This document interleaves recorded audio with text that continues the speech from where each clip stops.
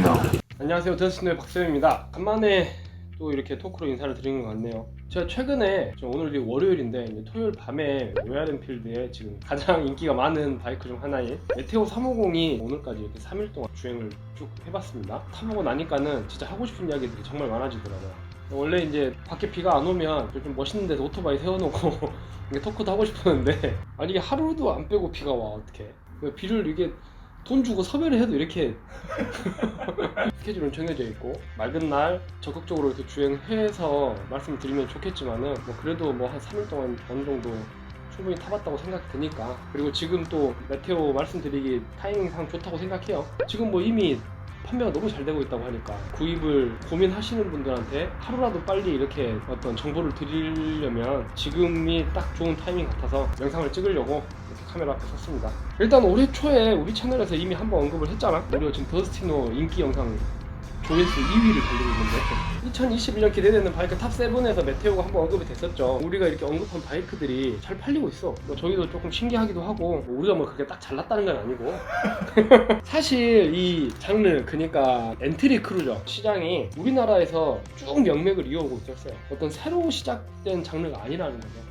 되게 오래된 장르고, 근다고 아주 막 이렇게 폭발적으로 인기가 있었던 적은 사실 별로 없는데 그래도 안 끊기고 계속 사랑을 받았었죠. 예를 들어서 뭐 효성에서 뭐 미라주, 대림에서는 데이스타, 마그마 이런 것들, 뭐 여러분들 그 일용 소형 시험 볼 때 미라주로 많이 보시잖아요. 근데 그것도 어떻게 보면은 그 엔트리급 크루저로 분류할 수가 있겠죠. 미제가 원래 크루저는 강하잖아요. 근데 미제는 엔트리급 크루저를 만들진 않아. 걔네들 기준으로 엔트리급이면 스포츠터급이야. 이미 엄청 커요, 바이크가. 일제로 봐야 되는데, 그러면 일제는 뭐 혼다에서는 뭐 섀도우, 야마하에서 드렉스터, 약간 컨셉이 다르긴 한데 가와사키는 여기서도 좀 튀어. 엘리미네이터라고 스포츠성이 좀 가미된 이제 그런 크루저들을 또 만들었는데, 이게 250, 400 막 이렇게 있었고, 스즈키 인트루더도 한 250, 400 이렇게 있었어요. 그러니까 1980년대부터 만들어지고 막 이러거든.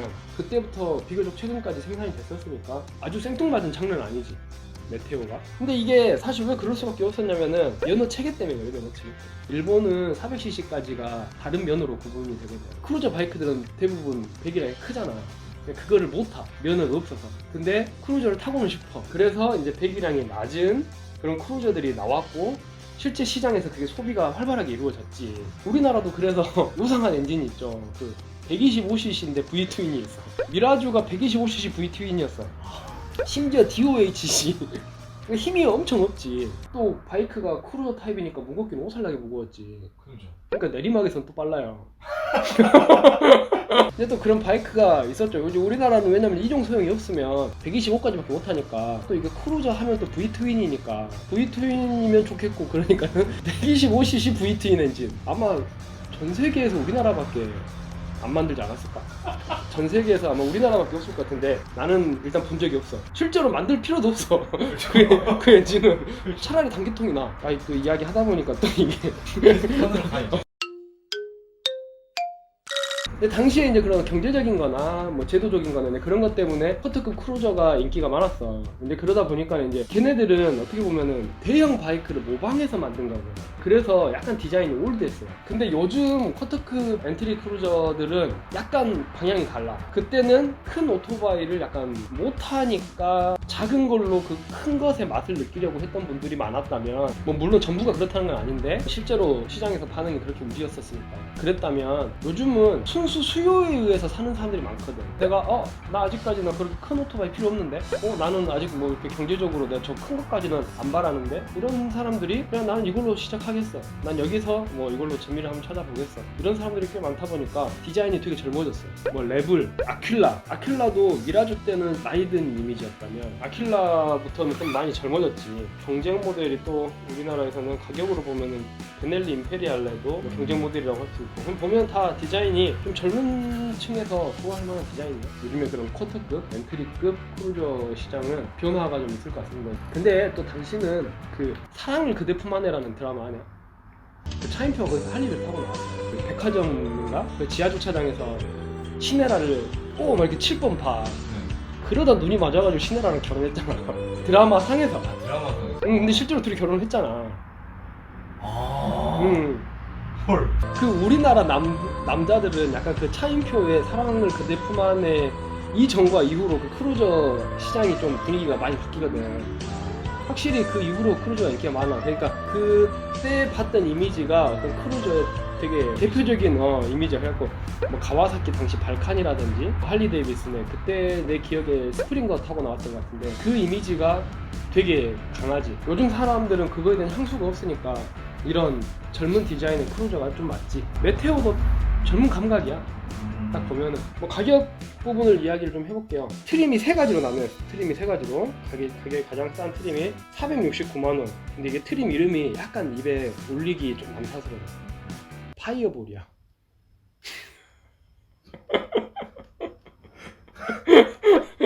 아무튼 뭐 이게 공식 명칭이 파이어볼이니까 내가 정한 거 아니잖아. 근데 스텔라 트림이 491만원. 근데 이제 스텔라 트림에는 이제 크롬 머플러라든지 팬덤 등받이라든지 그리고 뭐 컬러도 좀 뭐 바뀌고 뭐 이런저런 게 좀 추가가 돼요. 그리고 이제 최상의 슈퍼노바 527만원인데 이제 아까 이야기한 팬덤 등받이나 크롬 머플러에다가 윈드스크린 그리고 이제 탱크가 투톤. 근데 이제 촬영할 때 쓴 게 슈퍼노바 트림이거든. 확실히 이쁘긴 이뻐. 근데 이 가격이 지금 싸다면 쌀 수도 있고 비싸면 비싸질 수도 있는데 가격 자체는 저는 공격적이라고 봅니다. 왜냐면 인도 다음으로 한국이 싸. 지금 가격 자체는 뭐 나쁘지 않은 가격이라고 저는 생각을 하고, 우리가 이제 10년 전에 아까 대림에서 데이스타 250이라고 나왔다 그랬잖아. 가격이 얼마였을까? 298만 459만원. 그때 10년 전에 10년 전에 데이스타 250 가격이 459만원. 이거는 타임머신이야. 그때보다 10만원 올랐어요. 그 데이스타 250보다 메테오 350이. 사실 바이크는 데이스타보다는 지금 현재 나온 메테오가 훨씬 좋지. 10만원어치만 좋겠어? 훨씬 좋지. 최하위 트림이라고 하면 뭐 지금 469만원, 그리고 이제 최상위 트림이 527만원인데 그러면 뭐 대충 중간에 놓고 보면 한 400만원 후반대 이 정도 되잖아. 베스파 스쿠터 가격이거든. 일리오에서도 GTS보다는 아마 더 쌀 거야. 그 정도 가격 될 거야. 그러면은 괜찮잖아. 그리고 이제 메테오가 지금 뉴 모델인데 지금 이 메테오 역사에 대해서 조금 이야기를 해보려고 해요. 근데 이 로얄 엔필드에서 이 장르를 처음 만들었냐? 그건 아니고, 로얄 엔필드에서 이전에 이름들이 엄청나. 라이트닝 막 썬더버드 막 이래. 포켓몬스터네. 그렇지. 포켓몬 기술 이름이지. 뭐 100만 볼트. 메테오라는 이름도 이번에 처음에 쓴 건 아니고 1950년대? 그때는 지금 메테오가 엄마 쪽에 있을 때가 아니고 아빠 쪽에 있을 때, 영국에서 로얄 엔필드가 브랜드를 가지고 있을 때 그때 썼던 이름이 메테오였어. 그랬는데 이제 지금 메테오라는 이름을 다시 부활시키면서 라이트닝과 썬더버드의 어떤 후속 모델로 출시를 했죠. 완전 신설계된 엔진으로. 그럼 브랜드가 보면은 이제 본인의 어떤 과거에 가지고 있던 역사 속에서 마케팅에서 이렇게 끄집어내서 갖다 붙일 수 있는 게 있다는 게 진짜 유리하지. 외관 및 기능을 한번 이야기해 볼게요. 물방울 모양 탱크. 클래식 바이크 하면 꼭 필요한 디테일. 이게 한 15리터 됩니다. 15리터. 나는 탱크 사이즈는 약간 줄여도 괜찮았을 것 같아. 탱크가 작으면 좀 이쁘거든. 뒤에서 봤을 때 폭이 엄청 넓더라고. 맞아. 이게 옆에서 보면 작아 보이고 네. 위에서 보면 커 보여. 옆에서 보면 확실히 이쁘긴 해. 그래서 나는 그래서 용량이 조금만 줄었어도 좋았을 것 같다는 거죠. 그리고 이제 두 줄 리어 서스펜션, 모노쇼크냐 듀얼이냐 이 차이인데, 확실히 이제 저는 이렇게 스프링이 보이는 게 뭔가 좀 더 이쁜 것 같아요. 그리고 이제 그 세퍼레이트 타입 시트, 이거는 뭐 그 전에 로얄 엔필드 바이크에서도 계속 이어져온 특징들입니다. 그리고 동승자 등받이용 시시바, 이거는 진짜 좋은 것 같아요. 촬영하면서 뒤에 타봤잖아요. 아 진짜 괜찮아요. 그니까 내 생각에 좀 초보자분들이 좀 많이 구입을 하실 것 같은데, 바로 텐덤은 좀 어렵지만 그래도 좀 숙련이 되면 충분히 텐덤용 머신으로도 활용 가치가 높다. 그리고 이게 텐덤바가 있고 이렇게 시시바 달려있잖아. 뭐 이게 그립이 달려있었거든. 별다른 액세서리 장착 안 하고 바로 거기에다 카고백 하나만 바로 묶어져. 그러면 바로 목캠이 가능해. 저 상태 그대로. 캐리어나 이런 거 안 하고. 그 부분은 만약에 모토 캠핑을 생각하시는 분들은 되게 장점이죠. 그리고 이제 그 스텝의 위치는 포워드랑 미들의 약간 중간 정도 느낌이에요. 중간 정도. 그러니까 완전히 뻗는 것도 아니고 완전히 막 당기는 것도 아니고. 그리고 센터 스탠드가 기본적으로 달려있더라고. 그거는 좋지. 일단 없는 것보다는 있는 게 나으니까. 클래식한 모델들은 다 이게 핸들라이트 동그랗잖아요. 얘도 뭐 마찬가지로 동그랍니다. 근데 화능량이 생각보다 괜찮던데. 할로겐인데 생각보다 잘 보여 밤에. 그리고 계기판은 속도, 단수, 주유량, 토탈 마일리지, 그리고 트립 AD 이 정도 딱 이렇게 필요한 정보들만 표시를 하고 있는데 이렇게 원형에 바늘이 있는데 그 안에 또 디지털 정보가 들어있는 타입이었습니다. 아날로그랑 디지털을 섞어놨으면 어떻게 보면 딱 지금 어떤 메테오의 컨셉에 맞죠? 완전 정통 클래식이냐 완전 그 옛날에 막 올드한 느낌을 가지고 있는 로얄 엔필드냐 그건 아니에요. 근데 모던하지만 또 그때의 것을 또 간직하고 있고, 그러니까 계기판에서도 디지털도 있고 아날로그도 있고 나 이거 좀 좋게 봤어. 또 한 가지가 에코라고 써져 있는 불이 깜빡깜빡해요. 근데 내가 에코라는 불이 글씨를 보고 운전한다 그럼 지금 본인이 연비 운전하고 있다는 뜻이에요. 스로틀 개폐량에 따라서 작동하는 것 같아요. 내가 만약에 스로틀을 많이 열면 에코라는 불이 꺼지고 스로틀을 좀 적게 열거나 닫으면 에코라는 불이 켜져. 신기하다. 아까 이야기한 것처럼 초보자분들이 살 확률이 높은 바이크라 그랬잖아. 그 에코라는 불만 가지고도 이거 좀 좋은 운전 습관을 가지게 될 수도 있겠다. 어떻게 보면 첫 바이크는 중요한 거니까 본인의 어떤 운전 습관에. 그래가지고 저는 그거 되게 좋은 기능이라고 생각했습니다. 이게 포지션이 그냥 아무 생각 없이 손을 이렇게 툭 뻗으면 그냥 거기 핸들이 있고 발을 툭 뻗으면 거기에 스텝이 있어. 그냥 그만큼 인위적이지 않고 자연스러운 포지션이고요. 근데 이제 한 가지 좀 이거는 뭐 단점 장점이라고 이야기하기보다는 시소 방식으로 변속이 되는데 앞 뒤로 밟거든요. 신발이 망가질 일이 없지. 밑창으로만 밟아서 변속을 다 해결할 수 있으니까 기어를 올리려면 뒤를 밟으면 되고 내리려면 앞을 밟으면 돼. 언더본 타다 온 사람들은 헷갈릴 것 같아. 반대로 돼 있으니까. 그렇지. 갑작스러운 상황이 생기면 1000기 올려, 100기 올려 약간 그 느낌이야. 1000기 올리지 말고 100기 내려 막 이런. 앞이 내리는 건가 뒤가 내리는 건가. 아니 어쩐지 처음 촬영했을 때 뒤에서 출발하는데 형이 자꾸 출발을 안 하더라고요. 그때가 헷갈린 그 그때가 버퍼링 걸렸을 때야.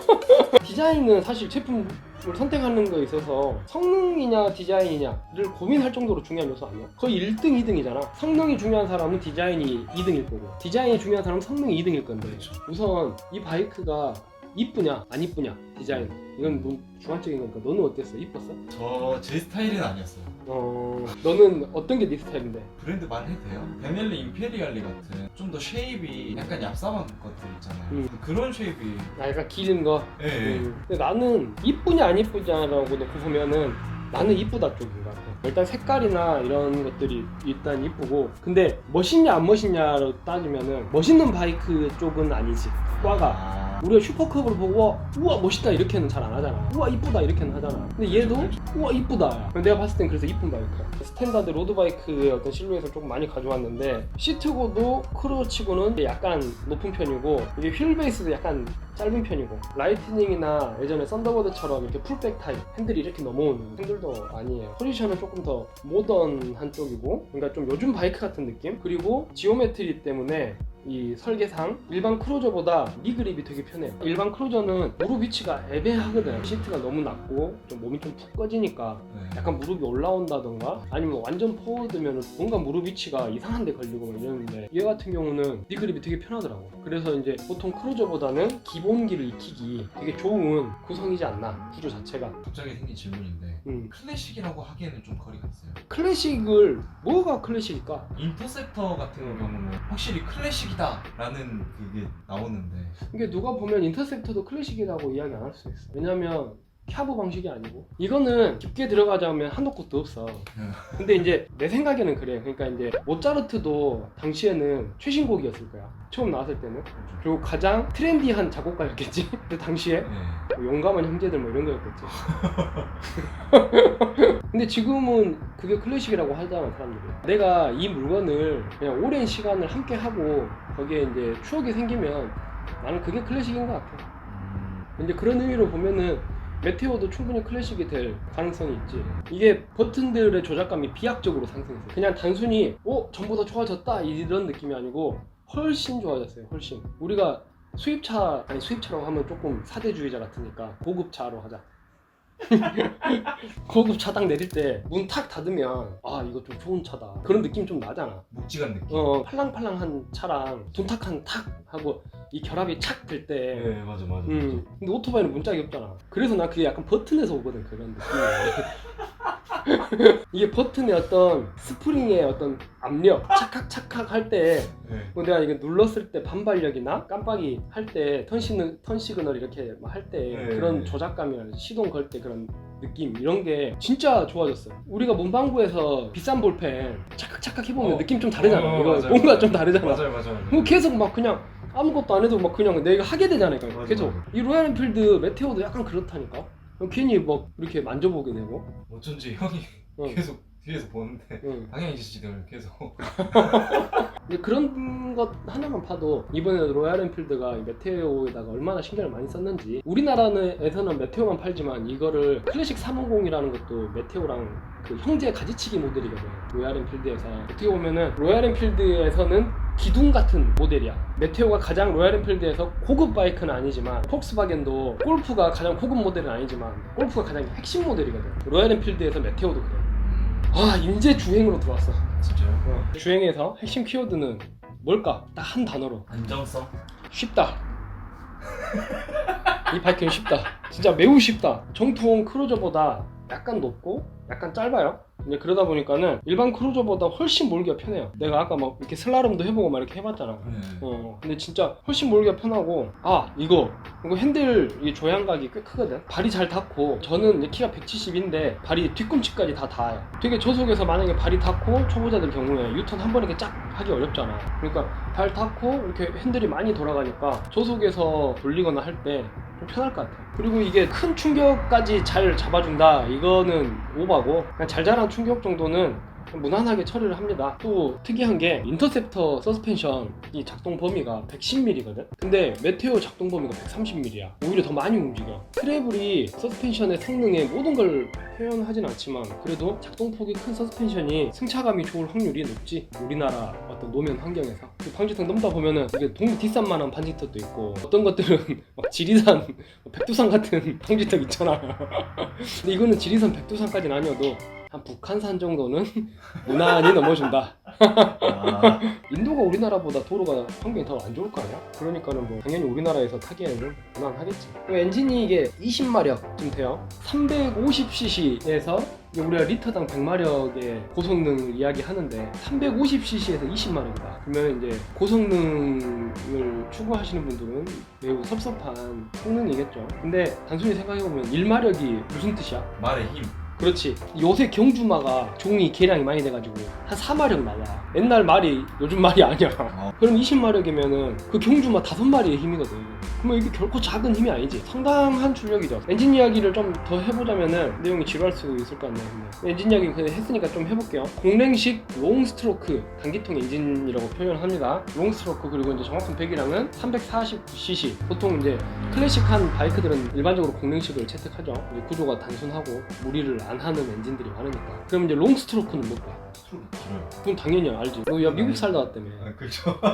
엔진의 실린더 안에서 작동 범위가 길다라는 뜻이야. 우리가 그 실린더의 지름, 작동 범위, 지름보다 작동 범위가 길면 롱스트로크 엔진이라고 하고 작동 범위가 그럼 더 짧으면 쇼스트로크. 그렇지. 그럼 두 개밖에 없을까? 미들스트로크. 스퀘어가 있어. 스퀘어. 사각형이다 이 말이야. 진짜? 이게 같다고.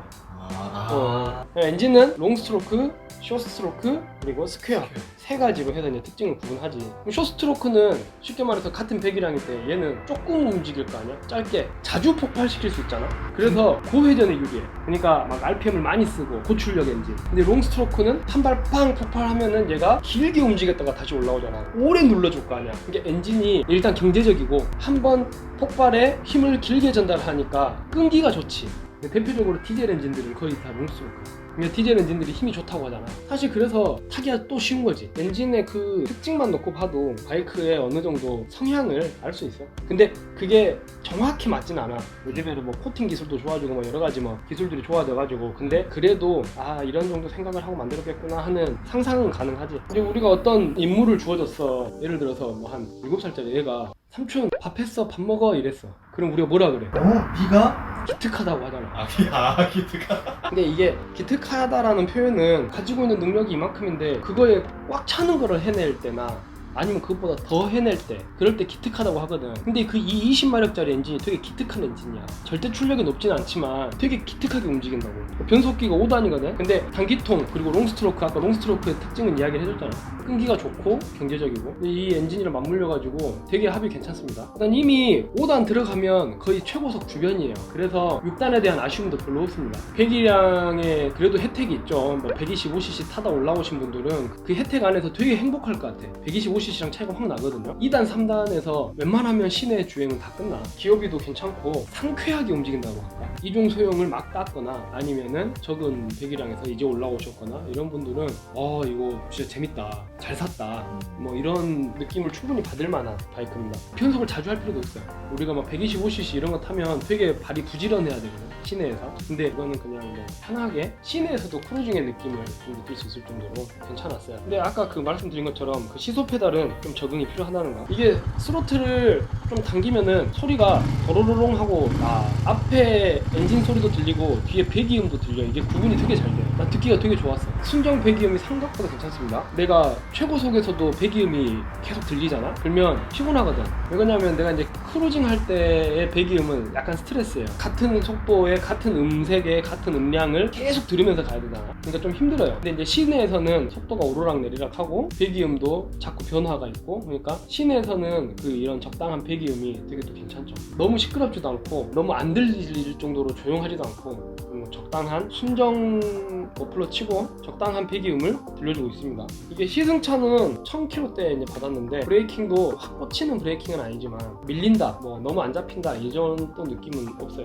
감도가, 근데 사실 제가 이제 여기서 또 중요한 게 감도가 적당한데 이게 확 꽂히는 것보다 지금 아까 위에서 이야기한 것처럼 여유가 있는 5단 미션, 끈기가 좋은 단기통 롱스트로크 엔진, 신경질적이지 않은 브레이킹, 뭐 이런 모든 것들이 이 바이크를 되게 이해하기 편하게 만들어요. 그러니까 내가 이만큼 입력하면 이렇게 움직일 거다.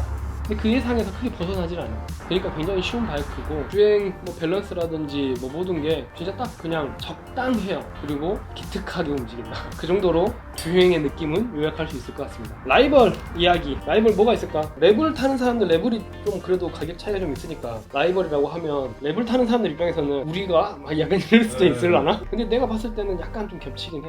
레벨도 300 있고 500 있거든. 레벨 자체는 카테고리상은 약간 경쟁 상대로 볼 수도 있을 것 같다. 근데 이제 우리나라에서 워낙 구하기도 힘들고 가격도 높고, 아킬라 300 이게 어떻게 보면 진짜 가격대나 이런 거 저런 걸 봤을 때 굉장한 라이벌이지. 벤넬리 아까 임페리알레 고민 많이 할 것 같아, 벤넬리랑 메테오랑. 근데 사실 정작 인도에서는 혼다가 가장 강력한 라이벌이거든. 인도에서 혼다 CB350이라는 바이크를 내놨어. 비교적 최근에 내놨어. 네이키드인데 아까 이야기한 것처럼 메테오 350이랑 클래식 350이 형제 바이크라 그랬잖아. 그 클래스가 로얄 엔필드가 왕이야, 왕. 우리가 알고 있는 그 대단한 혼다가 그쪽에서는 도전자야. 챔피언이 로얄 엔필드야. 혼다도 도전자야. 근데 그 시장이 얼마나 대단하면 혼다에서 신모델을 출시하면서까지 그 시장에 뛰어들려고 하겠어. 근데 인도에서는 CB350이고 일본에서는 GB350으로 해서 또 팔고 있더라고. 근데 이제 일본에서 반응이 엄청 좋대. 어떻게 보면 되게 또 일본 애들은 오토바이에 대한 이해도가 높고 좀 소비 자체가 깐깐할 것 같잖아. 근데 일본에서도 되게 잘 팔리고 있대. 인도에서 그 해당 클래스 그 메테오 그 350 한 달에 한 4만원에서 5만대 팔아. 인도에서만. 그것도 로얄 엔필드 혼자 파는 게. 그러니까 혼다가 봤을 때 얼마나 그 시장이 매력적이었겠어. 이게 어느 정도로 대단한 거냐면 할리 데이비슨이 1년에 전 세계에 25만 대를 판대. 그리고 모토라드가 한 18만 대. 근데 이게 인도 내수에서만 로얄 엔필드가 그 해당 클래스에서만 1년에 한 50만 대 팔거든. 할리가 전 세계에 파는 거에 2배 이상? 뭐 규모가 상대가 안 되는 거야. 그러니까 뭐 혼다도 군침이 돌았겠지. 근데 이게 우리가 이걸 주목해봐야 될 게, 이 이야기를 왜 하냐면 많이 만들면 잘 만들 수밖에 없거든, 확실히. 그러니까 그 정도로 많이 만들어버리면 뭐 당연히 잘 만들 수밖에 없지. 우리나라에서 로얄 엔필드에 대한 어떤 그런 품질에 대한 뭐 이야기, 그런 것도 사실 좋은 이야기, 내가 탔는데 아무 타롯이 잘 타고 있다, 이런 이야기는 밖으로 잘 안 퍼져. 근데 이제 외적인 상황들은 자극적이니까 이야기가 오고 가고 하겠지. 이 정도 생산 대수의 어떤 여력을 가지고 있다는 거는 이 모델 자체도 상당한 바이크다. 어차피 이 정도 클래스에서는 아킬라가 마음에 들어? 아킬라 타는 거고, 메테오가 마음에 들으면 메테오 타는 거고, 임페리알라가 마음에 들면 임페리알라 타겠지. 나머지는 본인이 감수하고 타는 거거든. 이 바이크로 인해서 어떤 파생되는 상황들은 감수하고 타는 건데, 근데 이제 로얄 엔필드는 감수할 몫을 그 3년에 무제한 이걸로 조금 부담을 덜어주고 있잖아. 그러니까 나는 이제 조금 뭐 그런 부분은 한 발자국 너무 이렇게 사람이 매몰되면 내가 이걸 사지도 않았는데 스트레스 받거든. 그런 부분은 실제로 타고 있는 사람들이나 관련된 분들한테 이야기를 들어보면 가장 정확할 것 같습니다. 이제 결론에 들어왔습니다. 근데 사실 나는 오토바이 자체에 호감이 있는 사람이어가지고 객관적인 평가가 좀 어려워.